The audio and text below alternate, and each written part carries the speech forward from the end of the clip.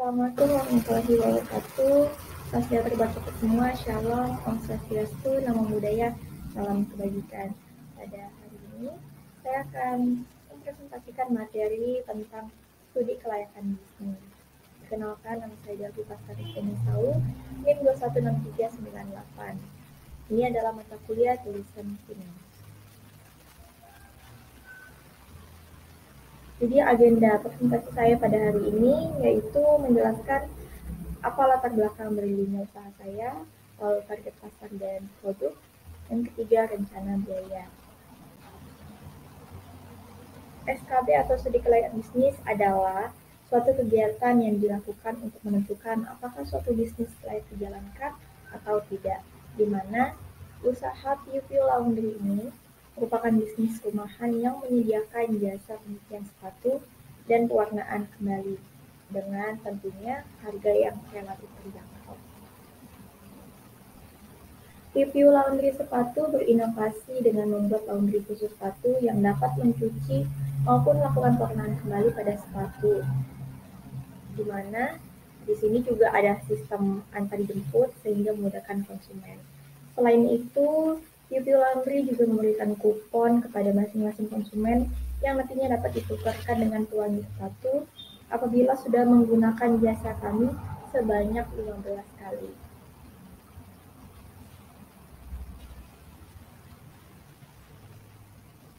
Target pasar dari PUP Laundry sepatu ini menargetkan kepada kaum pria dan wanita mulai dari remaja sampai dengan orang dewasa, mulai dari ukuran, warna, atau merek sepatu. Kita bisa lihat bersama di mana di samping ini adalah brosur dari produk saya, PUP sepatu, dan di bawah ada tulisan after before dan gambar sepatu. Itu adalah produk yang sudah kami sudah bersihkan, dan seperti inilah perbedaannya.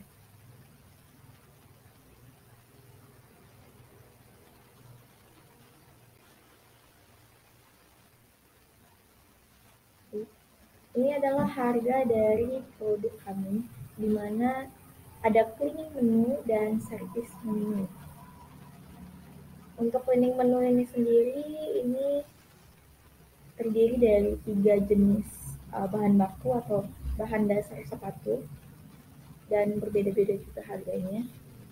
Dan di samping adalah service menu, di mana ini adalah menu tambahan dari seperti penggantian warna.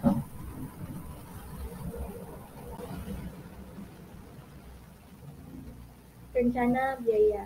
Ini adalah biaya tetap atau biaya yang saya perlukan untuk mendukung jasa yang saya buat. Banyak ada kalkulator, stempel, pena, nota pembayaran, kupon, sikat, sabun, warna, lem khusus sepatu, kuas, dan plastik. Totalnya adalah 382.000. Ini adalah biaya tetapnya.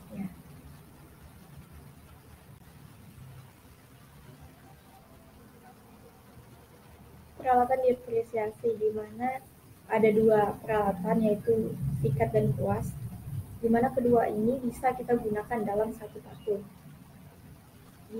Ini kenapa ada depresiasi peralatan? Ini untuk menghitung biaya keuntungan dalam 1 tahun nanti.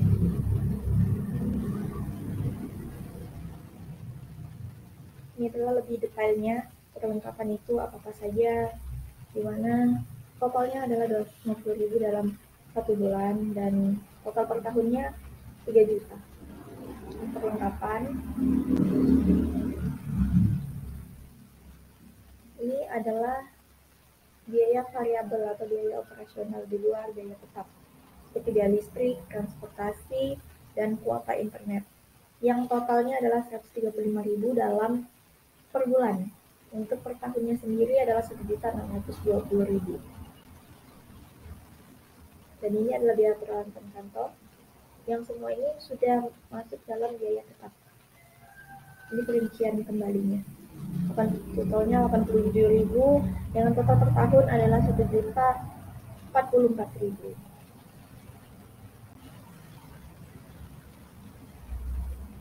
Ini adalah perhitungan keuntungan atau laba bersih yang akan saya dapatkan, di mana asumsi pendapatan dalam 1 bulan adalah 1.200.000. Untuk biaya tetap total adalah 382.000, biaya variabelnya 135.000. Jadi 1.200.000 dikurang dengan 382.000 dikurang dengan 135.000, keuntungan atau laba yang saya dapatkan adalah 683.000 per bulan. Dan di bawah ini adalah tabel laporan laba selama 3 periode, di mana saya mengasumsikan saya memulai usaha ini dari 2018 hingga 2020. Jadi pendapatan per tahunnya adalah 2018 14.400.000 dan biaya bahan baku 3 juta, biaya perlengkapan 382.000, biaya variabel 4.620.000, biaya depresiasi perlengkapan tadi 80.000. Jadi laba bersihnya adalah 6.318.000 dalam 1 tahun, yaitu tahun 2018. Dan seterusnya 2019 2020 ada 6.462.000 dan 2020 6.618.000. Yang pastinya keuntungan atau laba itu meningkat tiap tahunnya karena pendapatannya juga meningkat. Nah, ini adalah payback period.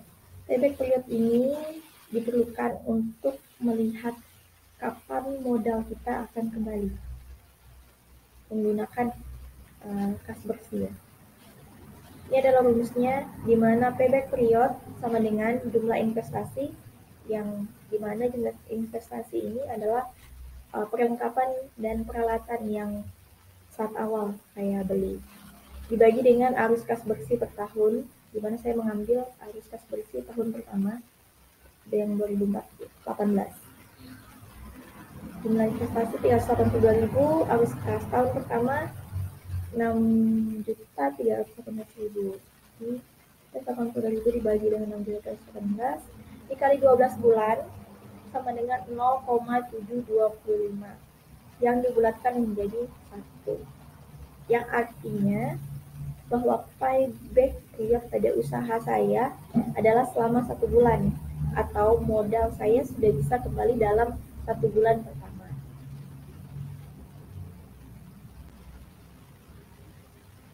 Di mana modal saya sendiri itu sekitar 500.000 rupiah. Ini adalah net present value. Net present value ini digunakan untuk melihat apakah usaha kita layak atau dapat diterima. Ini adalah rumus NPR. Untuk S1 itu adalah kas masuk bersih pada tahun pertama. Lalu K itu artinya tingkat diskon. Dan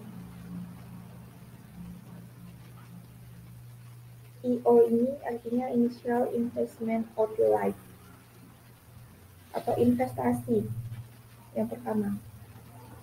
Jadi untuk tahun pertama tadi kas bersih 6.318.000 per 1 ditambah 1 total diskon. Kita masukkannya sesuai dengan arus kas bersih tadi, lalu dikurang dengan investasi.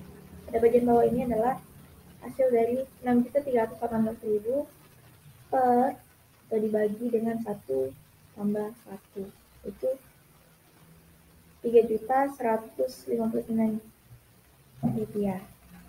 Seterusnya lalu dikurangkan dengan investasi 383.000, totalnya adalah 5.221.250 rupiah.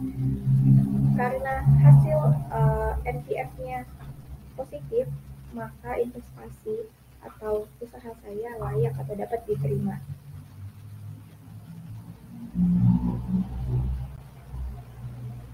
Baik, sekian presentasi dari saya.